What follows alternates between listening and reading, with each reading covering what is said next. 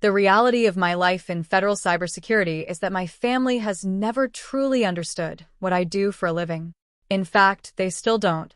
To them, I'm simply Marcus, the quiet 29-year-old who works on computers, lives alone in a modest apartment, and has not followed the same path as my older brother Derek, the so-called golden child of the family. Derek is the one who runs a car dealership and never lets anyone forget it. He's the one who bought a 4-bedroom house at just 26 and married his high school sweetheart. He's the one mom proudly presents as my successful son, while I'm reduced to a vague label like Marcus works with computers or something. Years ago, I stopped trying to correct them. When I first landed my position with the Department of Defense's Cyber Command Division, I made an effort to explain how important the work was. My father just laughed. "So, you're basically IT support for the government? That's nice, son. Maybe someday you'll get a real career like your brother." They never understood security clearances. They never understood compartmentalized intelligence.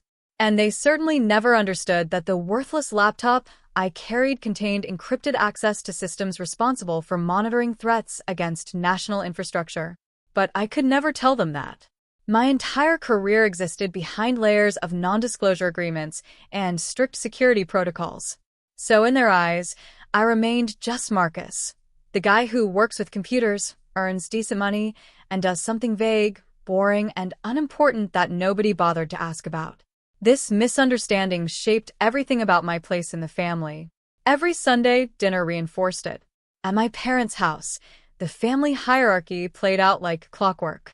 Derek always arrived in a new truck, proudly talking about sales figures and commissions. His wife, Rachel, would flash new jewelry without needing to say a word. Their kids would fill the house with noise and laughter, effortlessly becoming the center of attention. Meanwhile, I would arrive alone in a 7-year-old sedan, quietly take my place, and endure the familiar comparisons, some subtle, others not at all. "Marcus still renting that apartment?" Uncle Tom would ask, repeating the same question every month as if it were new. "And still single?" Aunt Marie would add with practiced sympathy. "You know, Rachel has a friend." "I'm fine," I would always reply softly. The same answer year after year. The truth, however, would have surprised them. I earned $140,000 a year, with full federal benefits, and a pension most people would envy. I held a security clearance that took 18 months of background investigation to obtain. I worked on classified projects that never made the news precisely because we succeeded in preventing the disasters they would have caused. But none of that could ever be said aloud. So I let them believe I was the family underachiever. Then, 3 weeks ago, things changed. Derek had started a new business venture, some online retail idea he was absolutely convinced would make him wealthy. Since then, he had been constantly asking me for tech help, which really meant he expected me to build his entire e-commerce system for free. "Come on, Marcus," he said one Sunday over dinner. "You work with computers all day. This would take you like an hour. Family helps family, right?" "I don't really do web development like that," I explained carefully. "My work is more specialized." "Specialized?" Derek laughed loudly. "Dude, you're IT support. Don't try to make it sound fancy. Can you help me or not?" "I'm really busy right now. Work has been intense." Mom immediately frowned. "Marcus, your brother is asking for help. Surely you can spare a few hours for family." I tried again, explaining that I was working 12-hour days, sleeping barely 4 hours a night, trying to patch a vulnerability in a critical system with national security implications. But I couldn't say any of that. So to them, it just sounded like excuses. "Forget it," Derek finally said, waving his hand dismissively. "I'll hire a real professional, someone who actually knows what they're doing." That comment stayed with me longer than I expected, but I swallowed it like I always did. I had learned long ago that defending myself only made things worse. The family had already decided who I was, and nothing I said would ever change that story. Then came last Tuesday, and my mistake. I had been working from home, completely absorbed in a security audit requiring access to classified systems. My secure government laptop sat on the dining table, connected through multiple encrypted layers and VPN tunnels to servers at Fort Meade. I stepped away briefly to get coffee. I was gone for maybe 3 minutes. When I returned, Derek was standing in my living room. "Jesus, you scared me," I said, my heart racing. "How did you get in?" "You gave me a spare key last year," he replied casually, glancing around with thinly veiled judgment. "Man, this place is kind of depressing. Ever think about decorating?" I quickly closed my laptop, my mind already on alert. "What are you doing here? How did you know I was home?" "I drove by, saw your car. Thought I'd drop in, maybe grab lunch." His eyes drifted to the closed laptop. "Working from home today? Must be nice having that kind of flexibility." "Yeah," I said cautiously, not mentioning I had been awake since 4 a.m. responding to a possible breach attempt. "I'm actually in the middle of something urgent." "You're always working," Derek replied, rolling his eyes. "When was the last time you actually relaxed? Maybe that's why you're still single. Girls don't want a guy who's always stressed about his little computer problems." What he didn't know was that my little computer problems that morning involved coordinating with the NSA to track a state-sponsored hacking group attempting to penetrate regional power grid systems. Instead, I simply said, "Maybe you're right." He stayed for about 20 minutes, talking mostly about his business and how successful it was, though even I could see the tension behind his eyes. It wasn't going well. Before leaving, I made a quiet decision. I needed my spare key back. That had been Tuesday. Sunday dinner tonight had begun in its usual way, at least on the surface. Derek showed up late again, already carrying a sharper edge than normal. Before they even stepped inside, I could hear him arguing with Rachel in the driveway, voices raised, tension snapping through the air. Something about money, from what I could catch. Dinner was pot roast, Mom's signature dish, filling the house with the same familiar smell it always did. We all ended up around the table, Mom and Dad, Derek and Rachel, their kids, Uncle Tom and Aunt Marie, my cousins Jake and Sophie. The usual Sunday gathering, the same arrangement that never really changed. I stayed quiet like I always did, letting Derek take over the conversation the way he liked to, complaining about customers, suppliers, and the endless problems of his business. He was restless, distracted, almost agitated. Rachel looked tense beside him, saying very little. Then, halfway through the meal, Derek suddenly broke into a grin. "Hey, I need to tell you guys something," he announced. "I've solved my cash flow problem." That got everyone's attention immediately. Derek's financial struggles weren't exactly a secret, even if he liked pretending otherwise. "Yeah," Dad said. "How do you manage that?" Derek didn't answer right away. Instead, his eyes landed on me. Something about the way he looked made my stomach tighten. "So Marcus here had this old laptop sitting in his apartment," he said casually, like it was nothing. "Just collecting dust on the table. I figured he wasn't using it, right? I mean, who needs 2 laptops?" My blood went cold. "Derek, what did you do?" I asked. "Relax," he said, waving it off. "You've got your work laptop from your job, right? That other one was just sitting there. So I listed it on Facebook Marketplace yesterday. Sold it this morning for $500. Not bad for an old laptop." The room went silent. Everyone's gaze shifted between him and me. "You sold my laptop?" I said slowly, keeping my voice steady with effort. "The one from my apartment?" "Yeah, the old one sitting on your dining table," he replied. "Come on, don't be weird about it. I needed the cash, and you clearly weren't using it. Besides, it's just a laptop. You can buy another with your fancy government salary." He actually laughed. Family helps family, remember? My mind was already running through what that machine contained. Encrypted access to classified systems, biometric security layers, remote monitoring, protocols that would immediately flag unauthorized access attempts. If someone had tried to break into it, even successfully, "Derek," I said carefully, "I need that laptop back. Right now." He shrugged. "Too late. I already gave it to the buyer this afternoon. Guy picked it up in person. Cash deal." Jake let out a snort. "Dude, Marcus, it's just a laptop. Why are you acting so intense?" "Yeah," Aunt Marie added. "Your brother needed the money. Surely you can understand that." Rachel looked uneasy, but stayed silent.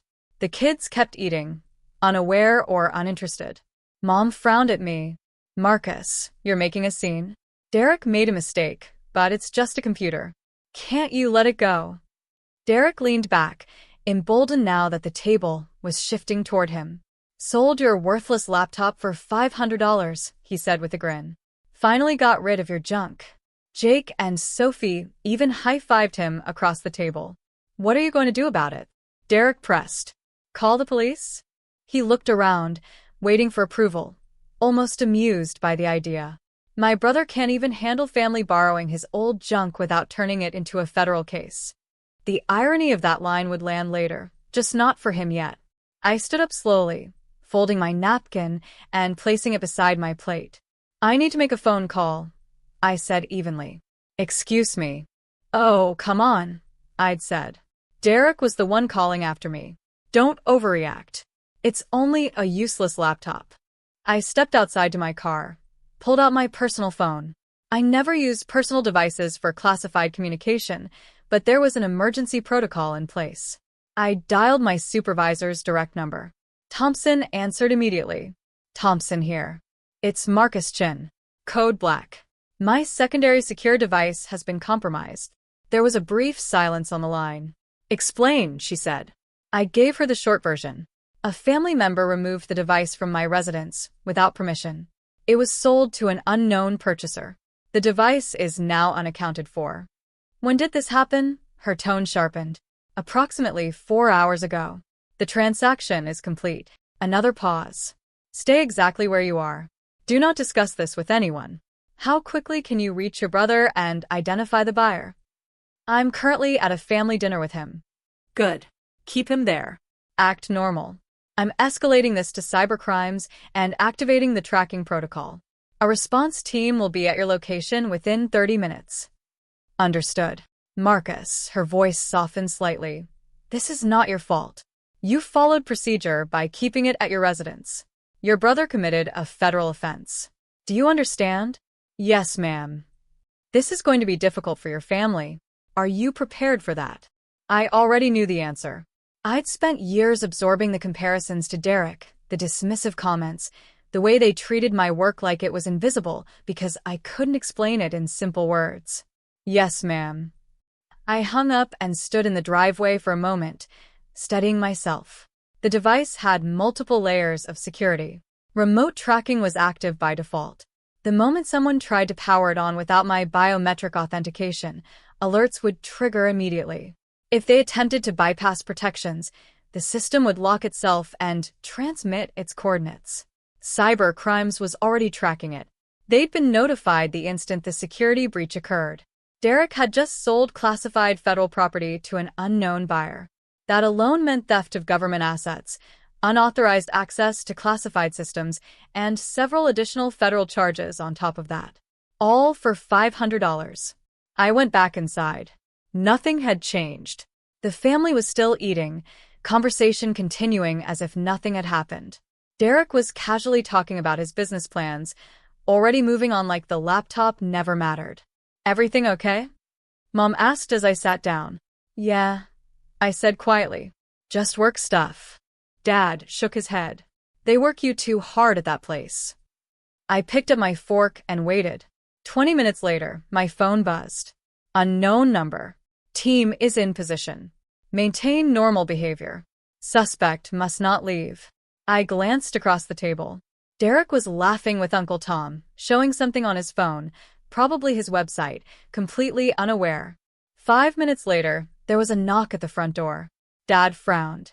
Who on earth is that? He opened it. 6 FBI agents stood outside, dressed in tactical windbreakers marked clearly with cyber crimes across the back. The lead agent held up a badge. FBI. We're here for Derek Chin. The room went silent. Derek froze. What? What is this? Dad stammered. Sir, there must be some mistake. Step aside, the agent said firmly. Derek Chin, you are under investigation for theft of federal property and unauthorized access to classified government systems. You need to come with us. Derek shot up so fast his chair crashed backward. This is insane. I didn't do anything. You sold a laptop this afternoon, the agent replied flatly. That device is classified federal equipment containing encrypted access to Department of Defense systems. It was taken from a federal employee and sold to an unauthorized buyer. That constitutes multiple felony violations. I didn't know, Derek shouted. It was just sitting there, Marcus, tell them. Every head in the room turned toward me. Marcus worked with computers, Mom had explained weakly, as if that should clear everything up. There had to be some kind of misunderstanding. The federal agent had turned his attention to me and asked firmly, Mr. Chin, are you Marcus Chin, Senior Cybersecurity Analyst for the Department of Defense Cyber Command, holding TS/SCI clearance? Yes, I had replied quietly. Immediately, the atmosphere in the room shifted. Senior Analyst? Dad had repeated, stunned. What does that even mean? The agent had answered in a controlled tone. It means your son holds top-secret/sensitive compartmented information clearance. The laptop his brother took contains access protocols for classified national security systems. He paused, then added, that device is valued at approximately $85,000.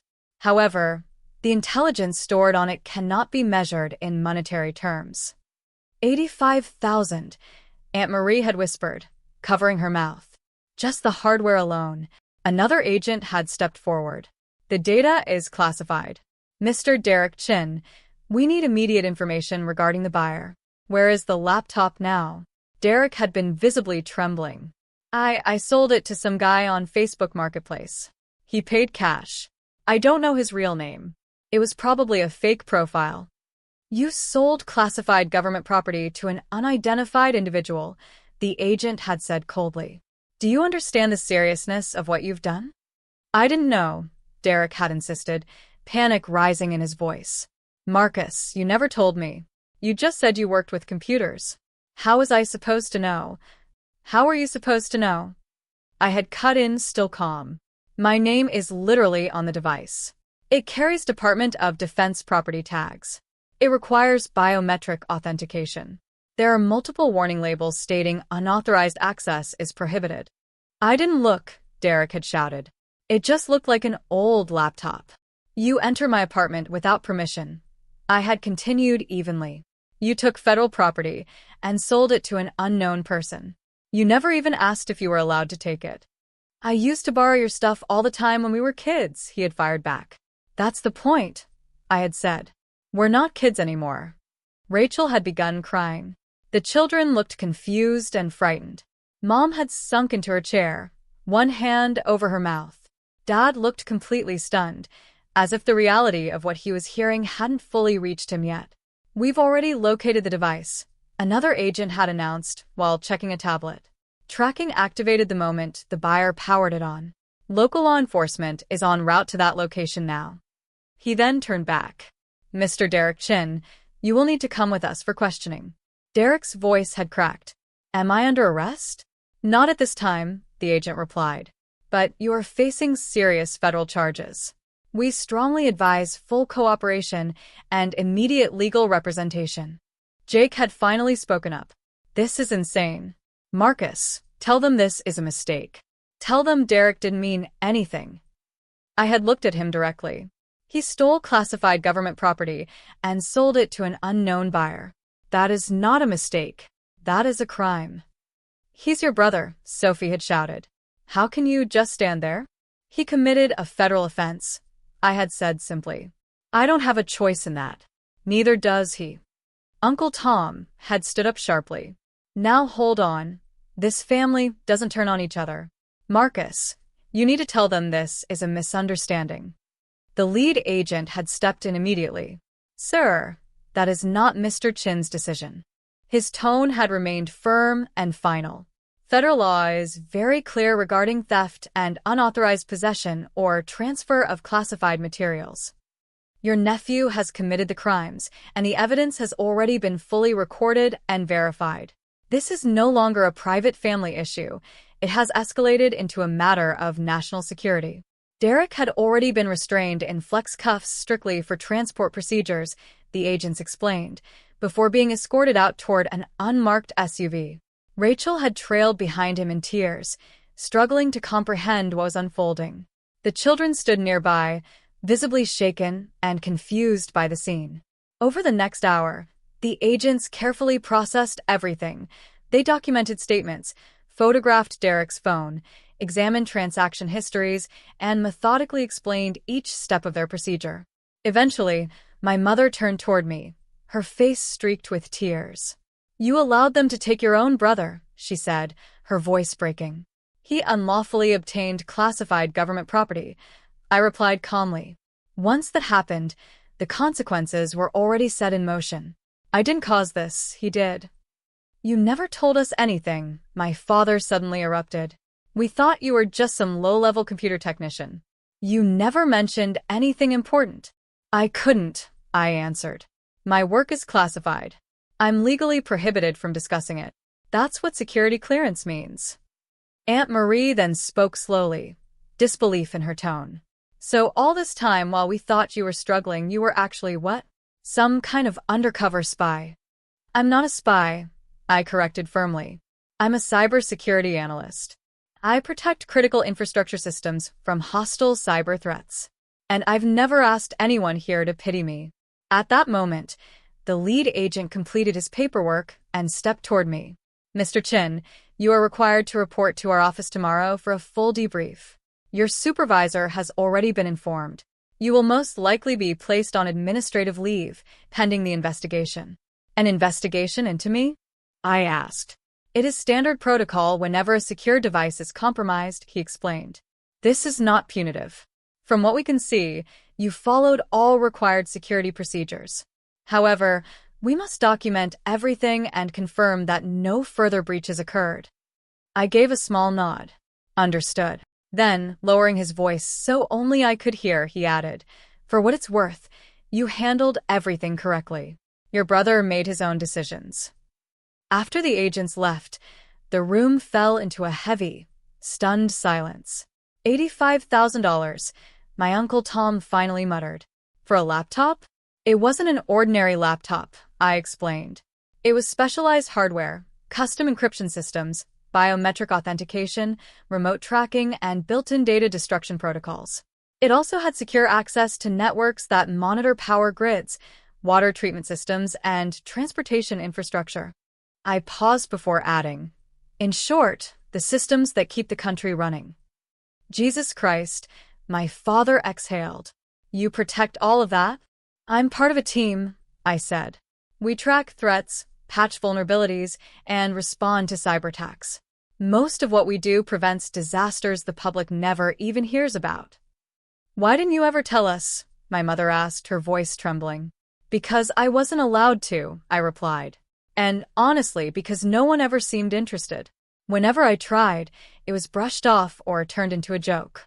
Eventually, I stopped trying." Sophie suddenly glanced at her phone. "Marcus, you're on LinkedIn. Your real title says Senior Threat Intelligence Analyst, DoD Cyber Command." A sharp silence followed. "Why would you let us think you were nobody?" she asked. "I never said I was nobody," I replied quietly. "You all made that assumption yourselves." The tension in the room deepened. "Derek is going to prison, isn't he?" Rachel said as she stepped back inside, her voice hollow. I looked at the report details, still fresh in my mind. Theft of government property. Unauthorized disclosure of classified material. Possibly even espionage charges, depending on who the buyer was. "Yes," I said simply. "Most likely." "Can you stop it?" she begged. "Please, just say it was a mistake." "It wasn't a mistake," I answered. "It was theft. And even if I wanted to interfere, I legally cannot. Federal law requires prosecution once the evidence is confirmed." "He's your brother," she whispered. "He treated me like I didn't matter for years," I said quietly. "He mocked my work, stole from me, and then sold classified equipment to an unknown buyer. That information could have put lives at risk. He knew exactly what he was doing." Silence settled again. The family dinner that had started so normally now felt completely shattered. My phone buzzed. Another message arrived. "Buyer in custody." I read silently. "Chinese national with suspected intelligence connections. Device recovered intact. Full investigation continuing. Report due 0800 tomorrow." I stood up, suddenly exhausted. I have to go, I said. I need to report to Fort Meade in the morning. As I reached the door, my father finally spoke again. Marcus, I'm sorry, he said quietly, for not listening, for not taking you seriously all these years. I paused, one hand still on the doorframe. I appreciated it, Dad, but at that moment I told him I needed to handle a security breach tied to the investigation and that we could talk later. I drove home in complete silence, my mind running through everything that had happened. The next day was going to be a full security review. Every system I had accessed, every protocol I had followed, every possible vulnerability that Derek's theft might have exposed would be examined.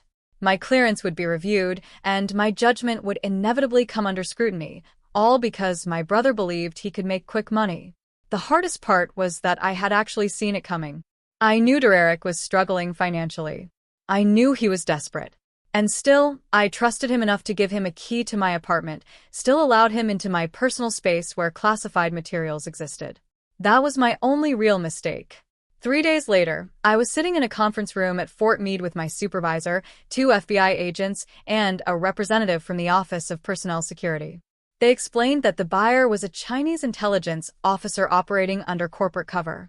The FBI agent stated that he had been targeting government employees, searching for opportunities to obtain access to classified systems. Your brother's Facebook listing triggered surveillance algorithms, the agent explained. We already had the buyer under watch when he purchased the device. So, it was a setup? I asked. Not specifically for your brother, the agent replied, but yes, we were monitoring the buyer. Once he purchased a laptop matching the description of secured government hardware, we acted immediately. Your brother committed theft, but we were observing an espionage attempt in progress. What happens to Derek? I asked. He is being charged with theft of government property and unauthorized possession of classified materials, the agent said. The espionage charges will likely be dropped since he clearly did not understand what he was selling. But the theft charges remain. He is facing a minimum of 5 years in federal prison, possibly longer. And my clearance? I asked my supervisor. Still intact, he said with a slight smile. You followed every required protocol. The device was properly stored in a secured residence. You reported the theft immediately. You cooperated fully throughout the investigation. If anything, this case reinforces why our security protocols exist. The rest of my family did not see it that way, the OPS representative added quietly. Families rarely do. For what it's worth, Mr. Chin, you handled an impossible situation correctly. Your brother put national security at risk for $500. That is not your fault. I nodded, but it did not make anything feel easier. The following Sunday, I did not attend the family dinner. Neither did Derek. He was already in federal custody awaiting trial. Rachel had filed for divorce, and the children were staying with her parents. Mom called me 6 times, but I let every call go to voicemail. Dad texted saying, "We need to talk about this as a family." I replied that there was nothing to talk about. Derek committed a federal crime. I did my job. That was all there was to it. Uncle Tom sent a long message about family loyalty, saying I should have warned Derek and accusing me of tearing the family apart. I blocked his number. The truth was, I had spent years being made to feel small by people who never understood or valued what I did. I endured constant comments about my career, my lifestyle, and my worth. I stayed silent because my work was classified, and because defending myself only made things worse. Derek's theft was never just about a laptop. It was about him looking at something that belonged to me and deciding he had more right to it than I did. It was years of dismissal and disrespect finally collapsing into one final assumption, that what I had did not matter and that I did not matter. But it did matter. My work mattered. And the laptop he sold for beer money contained access to systems that protected millions of people. 3 weeks after Derek's arrest, I sat in court for his initial hearing. Rachel arrived with a lawyer. Mom and Dad sat in the back, looking older than I had ever seen them. The prosecutor presented the charges, and the evidence was overwhelming. Derek's Facebook messages, transaction records, and the photos he had posted online showing clear Department of Defense markings on the laptop. "How do you plead?" the judge asked. "Guilty." "Your Honor," Derek's lawyer began, My client wishes to cooperate fully and accept responsibility for his actions. The judge flipped through the case file, his expression firm and unreadable. Mr. Chin, you stole and sold classified government property to a foreign intelligence officer. Do you understand the severity of what you've done? Yes, Your Honor, Derek replied, his voice barely above a whisper. I didn't know what it really was. I thought it was just my brother's old laptop. But that doesn't excuse it. I took something that wasn't mine. I'm sorry. The judge then shifted his attention toward me. Mr. Marcus Chin, you are the victim in this case. Do you wish to address the court? I had already prepared for this moment, so I stood. Your Honor, my brother made a decision to take something that didn't belong to him without permission.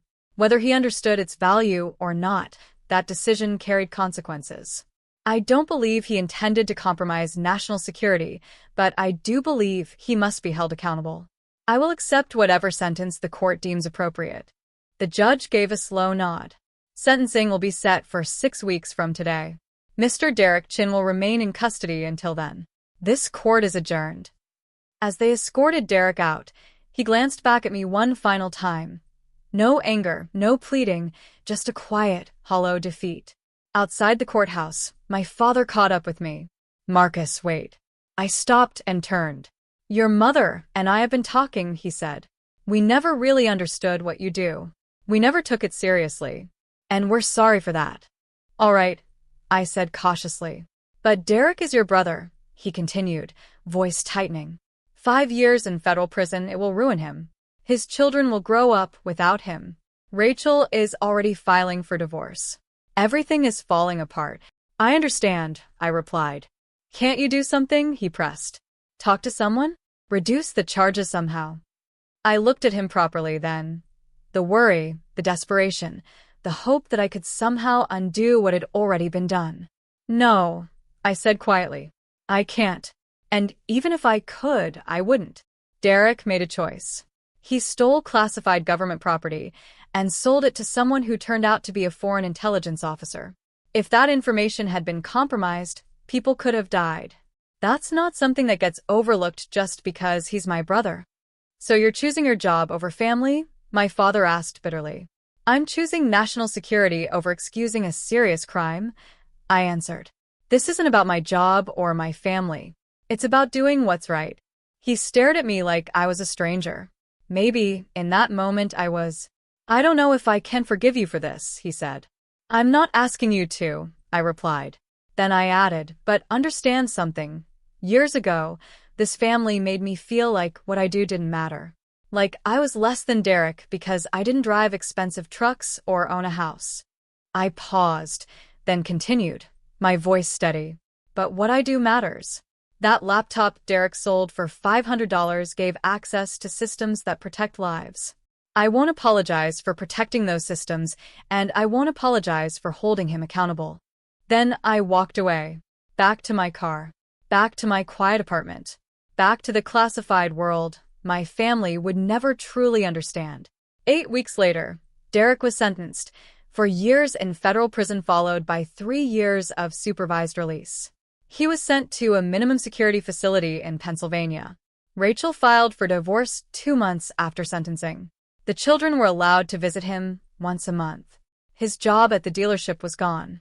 When he eventually got out, he would return as a convicted felon, his career destroyed and his family fractured, every part of it the result of his own decision. As for me, I received official recognition for how I handled the security breach. My clearance was upgraded, and I was offered a promotion to lead analyst with a significant salary increase. I accepted it. Sunday dinners stopped after that. No one invited me anymore, and I didn't push to be included. Some relationships don't survive the truth. Because the truth was simple, for years, they had seen me as less, someone whose work didn't matter, someone overshadowed by Derek's success. But Derek had stolen from the wrong person. He assumed I was weak. He assumed I wouldn't respond. He assumed my work had no value. He was wrong on every count. 3 months into his sentence, I received a letter from prison. Marcus, it began, I know you won't forgive me, and I don't expect you to. I just need you to know, I finally understand. You weren't just some computer guy. You were protecting things that matter, and I treated you like nothing for years because I didn't understand. I'm sorry. I know it's too late, but I'm sorry. I read it once, then stored it away. He was right. It was too late. Maybe it had always been too late. Years of dismissal. Years of being treated as insignificant. The laptop was just the final confirmation of what he had always believed about me. That I didn't matter. That what I had didn't matter. That taking from me came without consequence. He learned otherwise. They all did. And I returned to my work, serious, classified, critical work, without needing their approval, without needing their understanding. I was exactly what I had always been. A senior cybersecurity analyst who stopped threats before they ever became disasters. And that was enough.